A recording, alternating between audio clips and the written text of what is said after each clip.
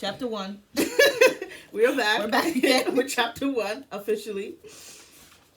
Okay, chapter 1 it says wanted and men who love.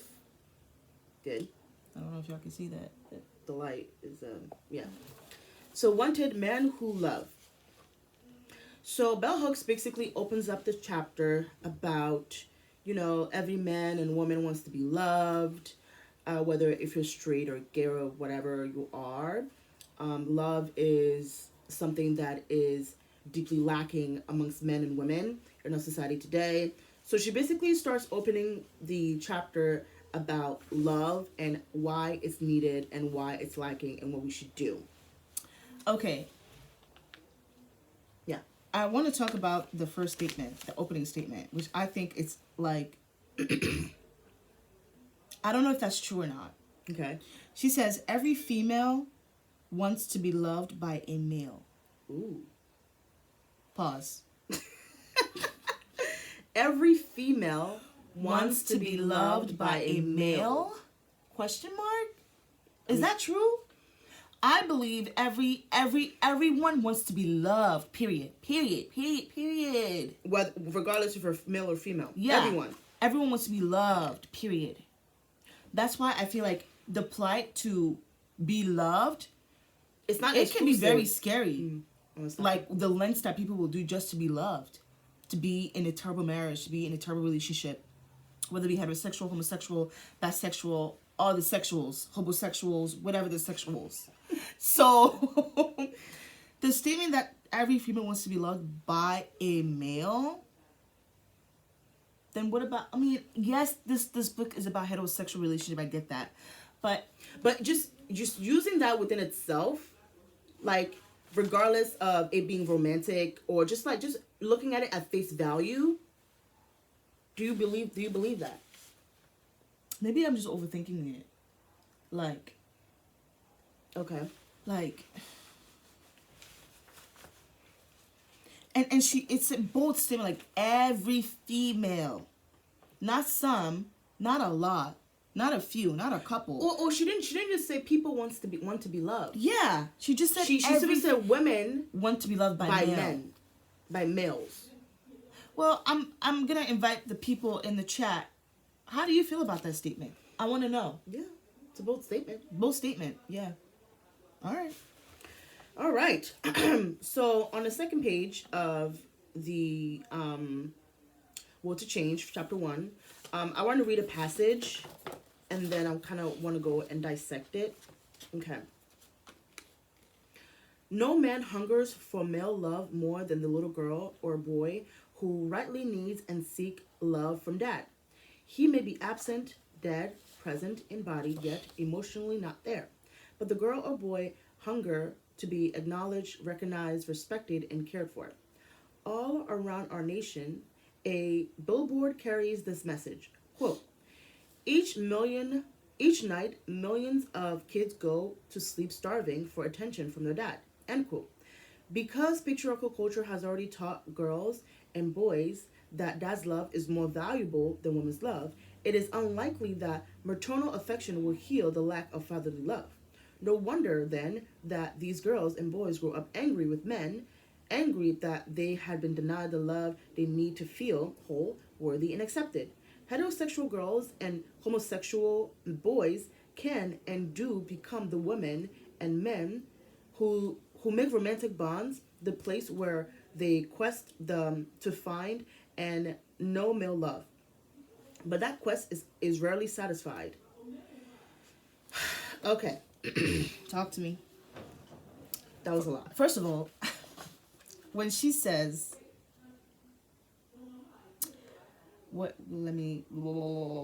dad's more, that's oh, you love. highlighted that too? You highlighted that too? Okay, cool. Say dad's love is more valuable than mother's love. You see how the patriarchy... No, it really... Like she said, she recognized that is what the patriarchy culture says. Said. When you really think about it, a mother's love is close to God's love. It transcends anything. A mother's love is literally the prodigal son coming back. Ooh. That's a mother's love. because a father's love is just shunning and According to the patriarchy, yes. yeah, and not wanting anything to do with you. Yeah. But a mother's love it transcends anything, because like it starts from the womb. The love starts from the womb. But patriarchy switches it and thinks that a father's love is the most valuable love. Is that why you think... So, like, so again, I want to talk about this too, Yeah. because she says that the reason why this is so is because of, what does she say? The value goes up because of its scarcity. oh my God. She did not say that. She did. No, she's quoting another author who wrote a memoir called "In the Country of Men" by Jan Waldorn. Okay. And she also talks about her relationship with her fathers, things like that. And she says, she confessed that the kind of father I ache for, I have never seen except in glimpse. I have embellished with wishful imagining. Mm-hmm. End quote. And then she gave, Bell Hooks basically quoted her book, and it says, Dad, it is a vow against all odds in the face of countless examples to the contrary. Dad, it does not have the totalitarian effect of mom or mom. Mm-hmm, mm-hmm. It's still spoken as a ballad refrain. It's a pledge that originates in the heart and fights for life amid the carnage of persistence, obvious history to the contrary, and excruciating scant follow-through. Mother's love is a plenty and apparent. We explain, right? No, we complain because we have too much of it. Because a mother's love is smothering. Because a mother's love there's so much of it. It's too there. much. You can go, you can be or whatever, and you can come back. It's still gonna be there because a mother's love. But the love of a father is an uncommon gem to be hunted, burnished, to hoard. The value goes up because of its scarcity. That is... Bro, No, that... Zepha, I actually completely missed that. Well, you did not. You did not miss that part. I missed that. I'm like, I felt like I kind of went through that, and I didn't... That's why you have to, you really have to, That is insane. reading comprehension is a lost art. Whenever I read, I always think about what I just read. And what the fuck did I just read? So this author is claiming that male love is much more valuable than in a female patriarchal love society. in a patriarchal society. And it makes sense, right? Because of its scarcity, because not many women actually have it. So when we go to social media and we see these beautiful weddings and women are being loved on, we yearn for that because most of us don't have it. But if what we do have is a mother's love, well, I'm assuming most of us do, because, mother's love too can come with the scars, and I do want to recognize that too. It is not perfect, but it does transcend a lot. Yeah. Yeah. But we put more value on a father's love or male loveness instead of being in community with other women. A community that lifts you up. Yeah. That protects you, that guides you, that nurtures you. Yeah. All of that shit. Only for a glimmer of hope to be able to be picked or chosen to experience a love that is scarce. How do you feel about that? A love that is scarce. It's fucked up. It's fucked up. It's not a win-win situation here. But would I even consider that to be love? Because if love is not abundant, why is it scarce? why? Yeah. Why? Then it's not love. If it's something. Why do I have to hunt you down for love? Because Jan Waldorn, I don't know if I'm saying the name right. In her memoir, she says the love of a father is an uncommon gem. Think about that. An uncommon gem. Let's say if you find a gem that's not available to the public. What do you do with it? You keep it to yourself. You keep it to yourself. It's you gatekeep it. You're not sharing shit. I'm not sharing nothing with y'all. I found an uncommon gem. That is so funny. Which is why the girlies that have a father in their house that was like an active father, they can boast. They can be like, my father was in my fucking life, so shut the fuck up. And that will literally like, Yeah, that's that. yeah. Most of us are not gonna say nothing because we've never experienced that. So we're like, oh, I mean, yeah, an uncommon gem. But again, an uncommon gem to be hunted, burnished, and hoarded. That is a very specific imagery. Imagery. Because you find this gem, right? To be hunted. So you hunted for this gem and you finally found this gem. And you burnish this gem. You make it that is shiny, beautiful, and you hoard it. It's yours. Nobody can take it away from you. And the value of it goes up because of its scarcity. Because it's uncommon, yeah, to have it. And that's really sad. It's really sad. It's really sad that there is a scarcity of good men or men that are deemed what? What'd she say? No, she was just using that as a contrast to what women's love are. Yeah, of like right? men's love. Because like a mother's love is just common. Yeah, of course. Yeah, but that's kind of like troubling. It's not a good thing to not have an uncommon love. That's kind of scary. Yeah. So if you're not loved, then what are you? Yeah. Like, well, what are you, right? But hey, I can't believe you skipped past that. That's crazy. I did. So, okay.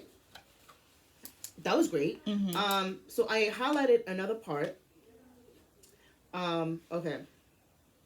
So this is Bell Hooks. Yeah, so she's still talking about, her dad and, her issues with dad and how she wanted to be like a daddy's girl, Okay, cool. I'm going to start.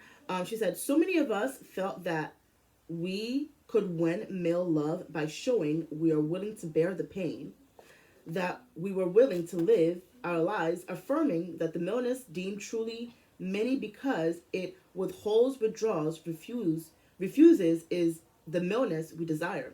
And this is where I highlighted. We learn to love men more because they will not love us. Oh my God, I'm sorry. Just give me one. I'm like literally thinking about that quote. I'm so sorry. Which one? I want to bring it back to religion. Oh, yeah. I want to bring it back to the patriarchal religion. Do you think that's why they like gave the male identity to God? Because there is this scarcity of male love? What do you mean? You know how like in Christianity, people say like God is father to the fatherless? God the Father, yeah. No. God is father to the fatherless.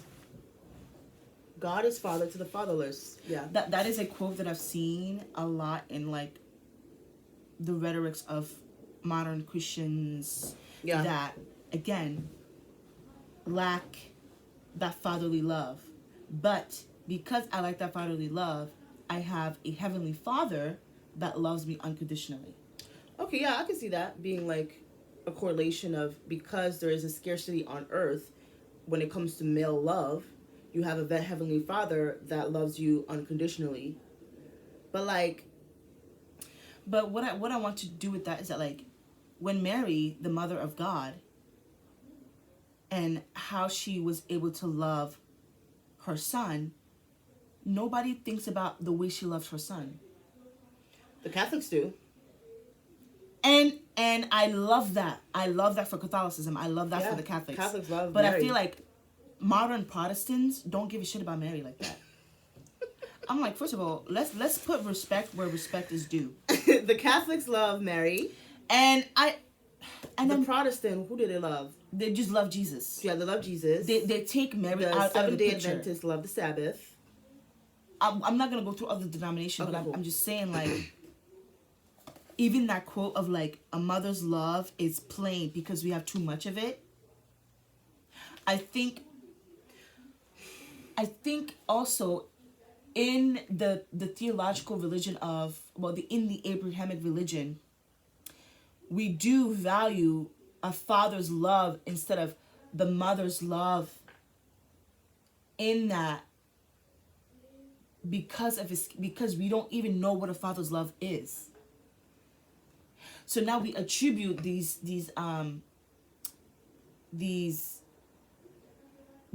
humanly things to a God that is omniscient and omnipresent and all that. Yeah, God in them, yeah.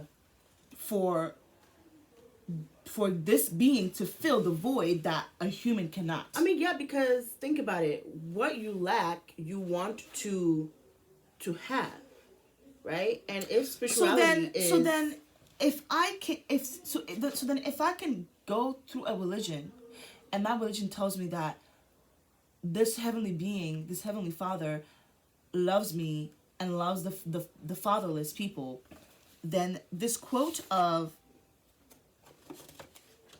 every male wants to be loved by a male will be true. Again, patriarchy is also rooted in religion, right? But religion is the backbone of patriarchy. And dad's love is more valuable than a mother's love. That's literally fucked up. I think so. That's actually quite fucked up. Because, like, if you really think about it, Mary not only lost her son, she couldn't protect him. Mm-hmm. Because he came to do the one thing that he basically... his will and his promise to the earth and all that. But I feel like modern day Protestants don't respect Mary for what she's done to provide the son that they so cherished. Yeah, it's the misogyny. Because she's just a mother. It's the misogyny. Like even Mary Magdalene, when she went to the tomb and the body wasn't there, she came back to the disciples and told them that, hey, the body is not there. They called her a liar. Yeah. They called her a liar. They're like, why would I believe you? You're only a woman. Yeah, you're just a woman. You're just a woman. And, you have no value. It's almost as if they treated Mary as like, well, yeah, you should bear the Christ. Like, it is your duty to do that. Because you're a woman, it is your duty to do that. Now that the Christ is here, we don't give a fuck about you. Go back to your woman's place. Yeah. But it's like, she's literally the mother of God. Is she part of the saints? I believe she's a bit higher than the saints. Okay. Because she's... The high priestess? Something like that? I don't know. I have to look into that. Okay, yeah. That's another thing I really want to tap into is Catholicism and the history of Catholicism and how... They kind of demoted Mary, low-key. I feel bad for Mary. Mary, use that bitch. Yeah. Yeah. Okay, back to what I was saying, right? Sorry, I cut you off. No, it's fine. Okay. Okay. So, quote, we learn to love men more because they will not love us. If they dare to love us in patriarchal culture, they will cease to be real men. And I wrote on my notes, it's not in the best interest for men in patriarchal culture to love women. That defeats the purpose of patriarchy. Right? Yeah. So she's saying that we learn to love men more because they will not love us. Okay, cool. Yeah.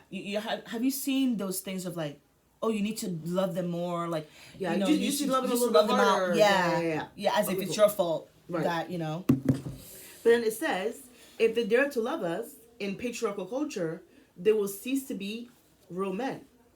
Yeah, because of how they've been perceived by other men. Yeah. Which is weird. I mean, it furthers the patriarchy in a sense that, men seek validation from other men.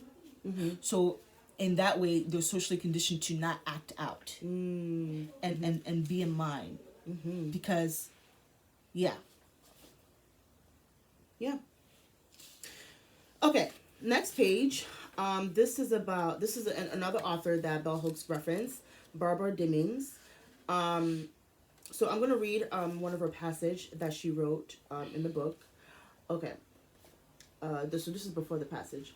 Women who envied men with their hard-heartedness were now about to tell us the depth of male suffering. And so it has taken more than 30 years of the voice of revolutionary feminists to be heard, telling the truth about men and love. Barbara Dimming hinted at these truths. And this is the quote from her. I think the reason that men are so very violent is that they know deep in themselves that they're acting out a lie. And so they're furious at being caught up in the lie. But they don't know how to break it. They're in a rage because they are acting out a lie, which means that in some deep part of themselves, they want to be delivered from it and are homesick for the truth. But I feel like they want women to deliver them though. That's the thing. Like we tired. Like we've already birthed y'all. We don't want to deliver y'all too. It's like no, it really is like women have to be the salvation for these men. Yeah, They can't save themselves. no, they You don't really want can't. to be saved. Don't save him. You don't. Not you quoting J. Cole. You don't want to be saved.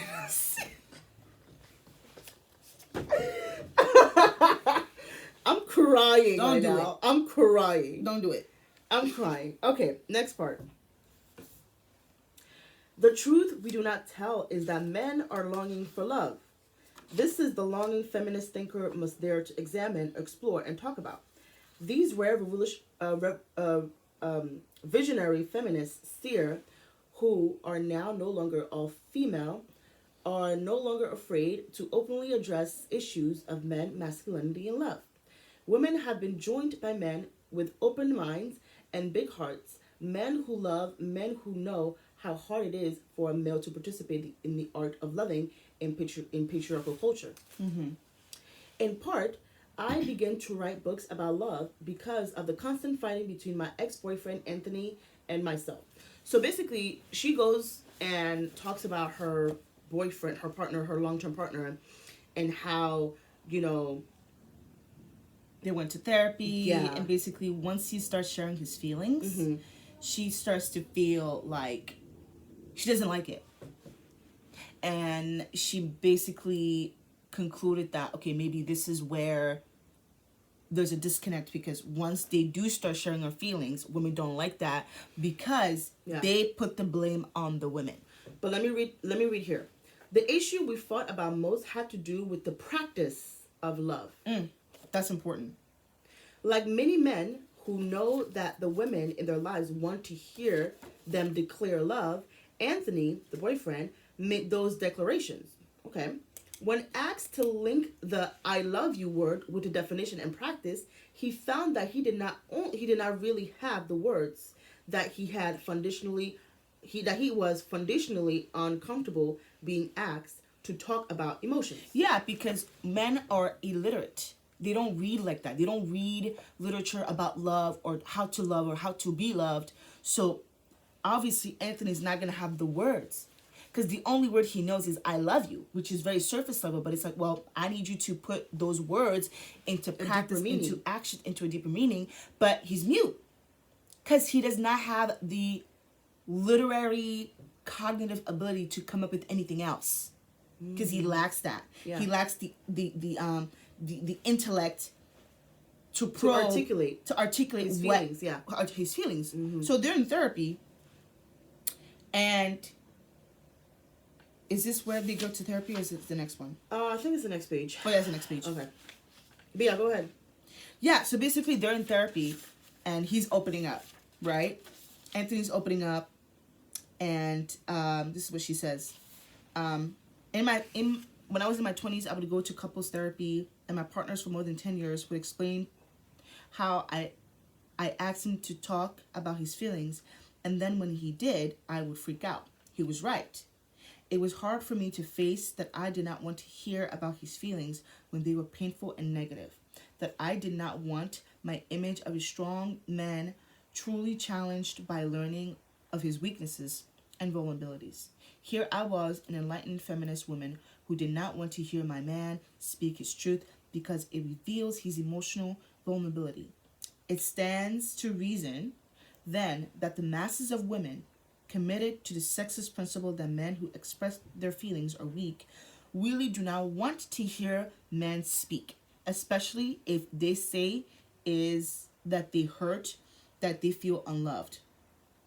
Because many women cannot hear male pain about love because it sounds like an indictment of female failure. Since sexist norms have taught us that loving is our task, whether it is our role as mothers or lovers or friend, if men say that they are not loved, then we are at fault. We are to blame. What? I actually highlighted that too. What?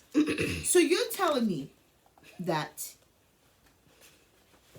you're in therapy and this man basically is being vulnerable, and somehow he makes it the women in his life's fault, his mother, his ex-lovers, like, because women are socialized to be loving, and if I didn't get the loving from my mom or this and that, then that means that we did a disservice to them.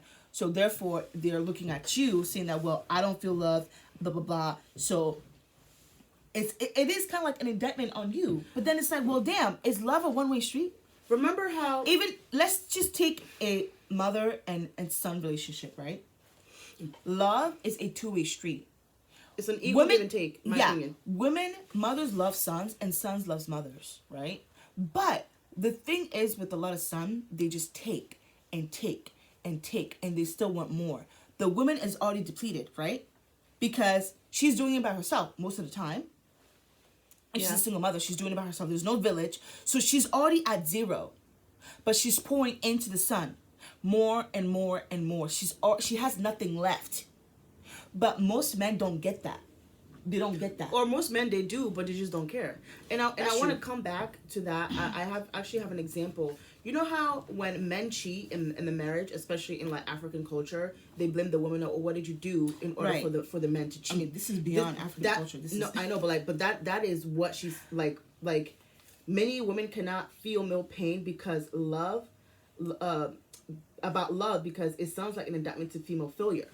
So even that instance where they're still blaming the woman. I don't like that. I'm sorry, Belle. No, I don't like this. So it's like, damn, like, how is it my fault? It's a lose-lose situation. Yeah.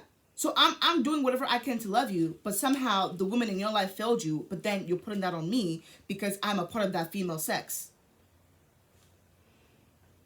It's sexism. But it's like, it's misogyny. So even in therapy, they are able to manipulate and use patriarchy against the women to put themselves at a higher pedestal, or saying that, well, I like more because I never received love from this and that. But it's like, first of all, you barely love yourself. You barely love yourself. Can we talk about that too? Because, like, what does self-love look at to men? What does that even look like to men? What is self-love to men? You already know my premise, right? Like, I believe that men are incapable of love because we're under patriarchy, and patriarchy says to dominate women and children. So even with that in itself, it lacks love, right? How can you love in a patriarchy? How can you love when the primary goal of a man is for a woman to be subservient, is for a woman to be beneath the man? That's why men use religion to corroborate with the patriarchy. It's right? Like, it stamps the final because blueprint. now you have a higher power that says, well, this is what Paul said. This is what Paul said. This is what you were brought here to do. This is what Moses said. This is what, who else? Joseph, Noah, Solomon, all them people.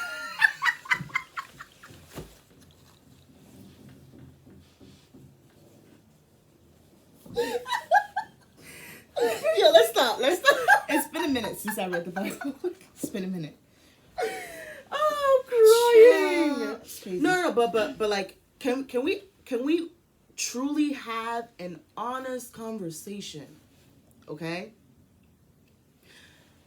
Men can't love. They don't know how. They don't know how. Which is why you need literature to tell you how. Right? Right. Because again, they're socialized to not. So I can say, because you're socialized to not, you can also socialize to. Okay, but have we seen that anywhere? I haven't seen it. I haven't seen it either. But does that mean that they're incapable? Because socialization takes a lot again, it is not in their best interest to love. But that does not mean they're incapable. They just don't want to. To be incapable of something means that there has to be a biological or a physiological factor that you actually cannot, no matter how hard you try, right? Really? Yeah. Okay. That's what incapability. Incapability. Inc- I think we're having That's too much what- fun with this. That's what an incapability. Incapability. Incapability. Incapability. Incapability. What you said. That's what that means. Incapability. You know what? Let's look it up. Incapability. Yeah. Okay. Cool. Incapability. No. I want you to look it up. Wait. What's your? No, I truly believe that under patriarchy though, because patriarchy has been ruling for how many centuries now. So if you're incompatible, then incapability. No, incapable. And yeah, Not incompatible, is incapable. Incapable. So incapable is unable to do Yeah. or achieve something. That is unable to perfect. behave rationally or manage one's affair, incompetent. Yeah. I don't believe they're incompetent though. I don't believe they're Unable incapable. to do or achieve is the first definition. Unable to behave rationally. We know these dudes are, walking like very irrational, claiming that women are properties and stuff like that, right? And one's if for incompetent. Okay, let's look at incompetent. Incompetent is not having or showing the necessary skills to do something successfully. So they're just incompetent beings. But like, I don't know. Not to be. And this is not us like bashing men. We're just trying to understand that if there is a literature that exists written by a woman for men to actually get a glimpse of what love would look like in their life for men, has that been done? And again, I don't know, that quote about the jewel, the jewel, and I think, yeah. I don't, these people are not dumb. They're actually very smart. And I think sometimes but to we dilute their their detriment. intellect. To their detriment, right? Sometimes I think we dilute their intellect to basically think like, well, because they don't think like women, because they don't move like women or love like women, therefore they're incapable of doing. But I just feel like it's just socialization. If you can socialize something, you can unsocialize yourself. And I think only a small group of men. Hard? It's extremely hard. It requires a lot of discipline. I know Do you that. know how hard? Yeah. Again, so they Right? need the will to change. Right? Even something as basic as Gender norms. what do you mean gender norms? Even something as basic as like, gender norms of what you think a woman should be in life, in your life. Something as simple as that. Again, it's rooted back to the Bible, and because they're gonna say, oh, she has to be my helpmate, she has to, be my support system. She like, you know what I'm saying? Those are all rooted in. And I'm saying you can. It's possible that. I mean, anything is possible, right? Yeah. But.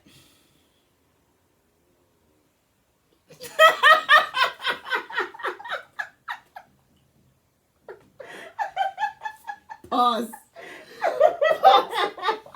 I'm being No. No, I'm trying. I don't know, actually. That's crazy. Okay, let's wrap up. The first chapter. All right. Okay. I have a lot more to get into, to be honest with you. But chapter 2, I didn't really have a lot to say or to note. Yeah, because we already know about the patriarchy and this. Yeah. Okay, cool. All right. The reality is that men are hurting, and that the whole culture responds to them by saying, "Please do not tell us how you feel." I have already been a fan of the Sylvia cartoon where two women sit, one looking into the crystal ball, and the other woman saying, quote, "He never talks about his feelings," end quote. And the woman who can see the future says, quote, "At 2 p.m., all over the world, men will begin to talk about their feelings, and women all over the world will be sorry," end quote. That's interesting. Why? Why would they be sorry? Because now they get to, well, like she said, they're obviously going to take the blame. Okay. That it is my fault that you feel lovelessness. Okay. If we cannot heal what cannot okay, if we cannot heal what we cannot feel by supporting patriarchal culture that normalizes men to deny feelings, we doom them we doom them to live in states of emotional numbness. But it's just like, why is it our fault? Like, why is it always our fault? I kind of get that from Belle. Like She's a pick me. I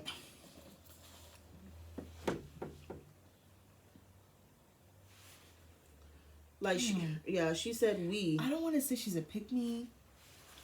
That's kind of mean. Because I respect her as An a author, feminist, an author, a thinker, an academic. So I'm not going to go there. Absolutely not. I'm just trying to understand the optimism. I'm trying to understand the thesis. Like, I'm really just I'm just trying to understand. Yeah. Because she herself has been in 2 long-term relationship that went to shit. So I'm just trying to understand where the optimism comes from. Her father's relationship went to shit. Yeah. Okay.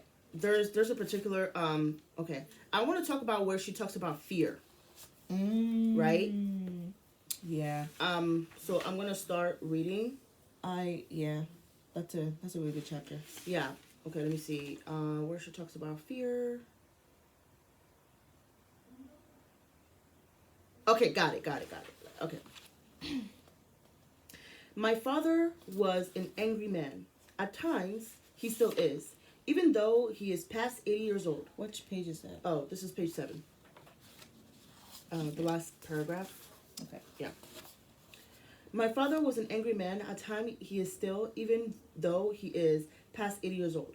Recently, when I came home, he said, speaking of me and my sister, quote, I love you both dearly. Amazed to hear my dad speak of love. I wanted us to talk, but I could not find words. Fear silenced me. The old fear of dad, the patriarch, the silent angry man, and the new fear of breaking this fragile bond of caring connection. So I could not ask.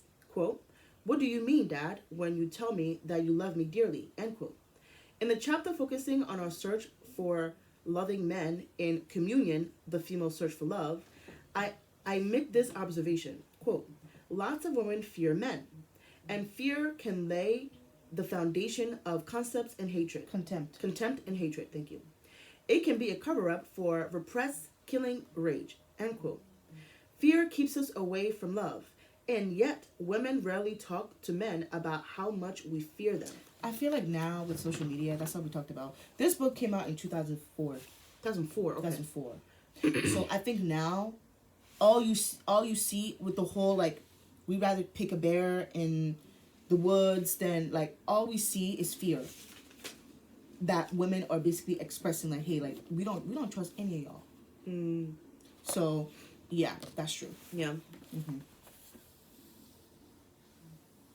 Do you have something to add about that? No, I think she is right that, like, if you fear a then love sex, cannot live. You can't love them. So then I wonder, do they fear us? Is that why they're incapable of it? Do they fear women? They fear women. In what sense? Because you could argue that women fear men, and that would be a reality for the most, if not all of us, right? Which is why we are incapable of loving. But I feel like even in our fear, we still love. Ooh. Women do it all the time. Women will stay in terrible relationships that they fear. They fear the fear of being alone. They fear the fear that their parents, their friends, or family are going to say if they leave. But I would also say that that's not is that love? Yeah, because if you're fearful for your life, then no, she's right. Love cannot exist. Fear and love cannot exist. I get that, but I don't know. I would say, in spite of women being fearful of men, we still try to understand them and be there for them and be their solitude. It may not be love. It may not be love, but we still care. Okay. I would agree with that, but that's not love. I don't think so, because you're operating with fear. Yeah. Okay. And if your love is non-reciprocal, is that considered love? No, I don't believe so. You have to reciprocate. Okay. There's another part I wanted to talk about. Okay. Women and men alike in our culture spend very little time encouraging males to learn to love. Even the women who are pissed off at men, women most of whom are not and maybe will never be feminist, use their anger to avoid being truly committed in helping to create a world where males of all ages can know love. And there remains a small string of feminist thinkers who feel strongly that they had given all they had to give to men. They are concerned solely with improving the collective welfare of women. Yet, life has shown me that anytime a single man dare to transgress patriarchal boundaries in order to love, the life of women and men and children are fundamentally changed for the better. Amen. But how often do we see that? Not a lot. Anyways. Okay, moving on. Okay. Only a revolution of value in our nation will end male violence. Ooh. Only a revolution of values in our nation will end male violence. Yeah. Because... Yeah, we do need a revolution. Yeah. Do we have any, like, nations that have low homicide or assault rate against women? Low? I have to look it up. It probably would be more women in that society than men. No, I want like a regular 1-to-1 or, ratio type men and women, but the violence against women is very low. Let me look it up.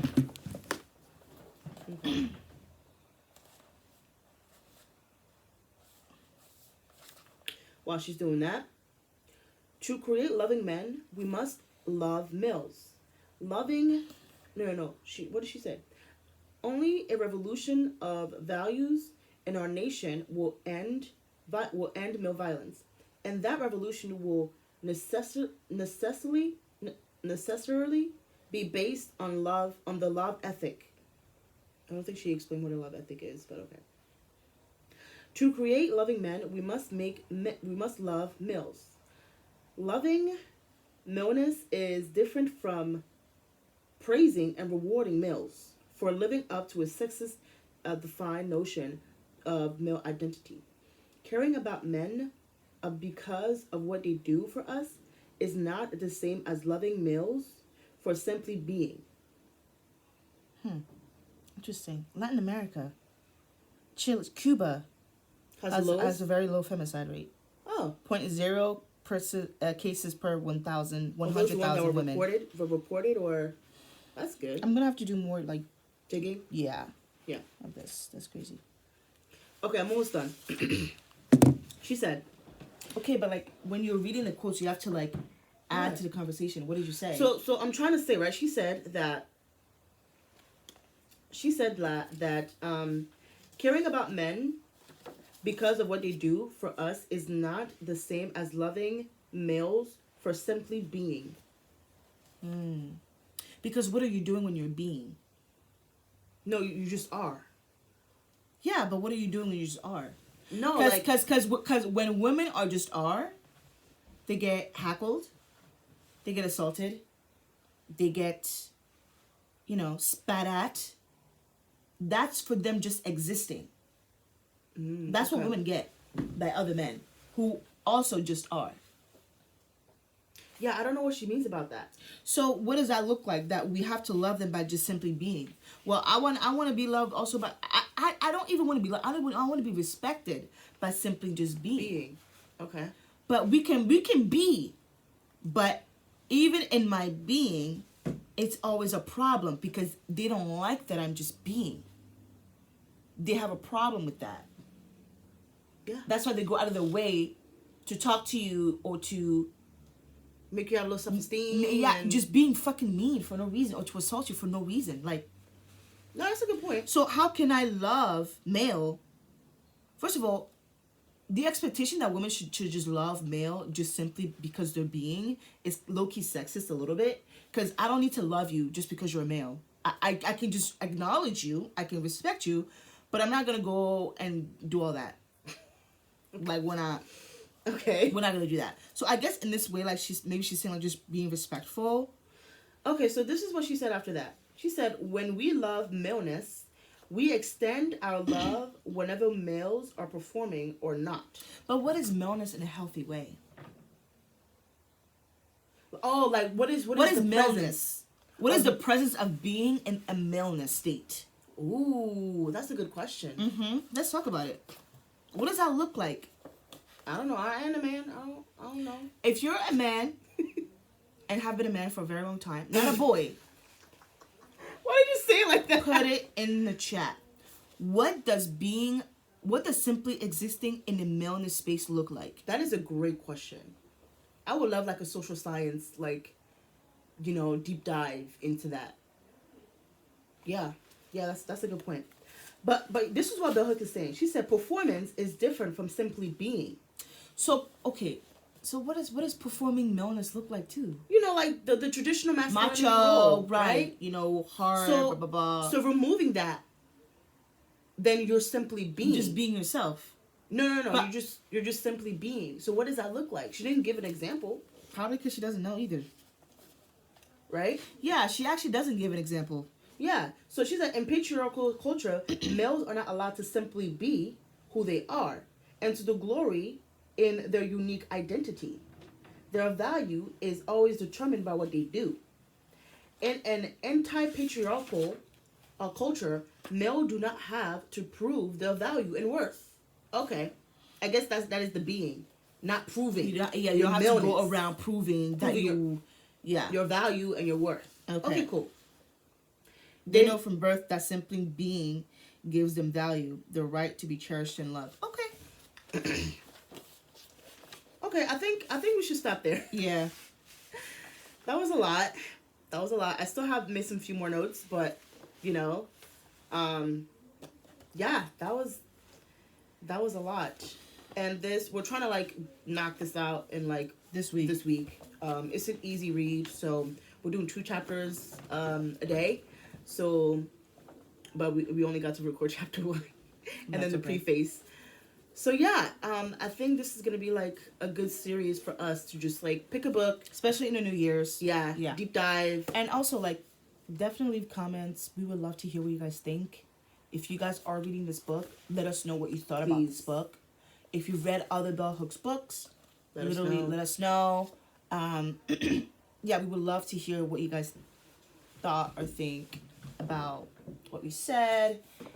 Keep it nice and cute and demure and respectful. Thank you.